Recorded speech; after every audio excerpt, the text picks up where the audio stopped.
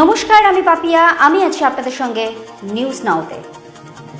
NDA শাসিত বিহারে দুর্গাপুজোর ভাসান দিতে যাওয়ার সময় পুলিশের নির্মম লাঠিচার্জ, চলেছে গুলি। বিভিন্ন রিপোর্ট বলছে 1 থেকে 4 জন এই ঘটনায় মারা গেছেন। দেখে নিন সেই ভিডিওটি।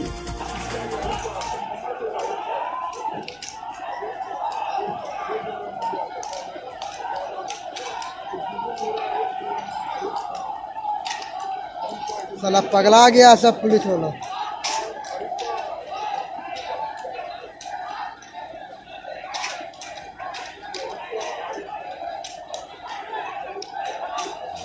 এই ঘটনায় আবারও প্রমাণ হলো বিজেপি ও জেডিইউ এর জোট বিহারে আইন শৃঙ্খলা নিয়ন্ত্রণে ব্যর্থ। হিন্দুদের শ্রেষ্ঠ উৎসব পালন করাতেও থেকে যাচ্ছে ভয়। প্রতিটা মুহূর্তের খবরের আপডেট পেতে চোখ রাখুন, সঙ্গে থাকুন নিউজ নাওতে।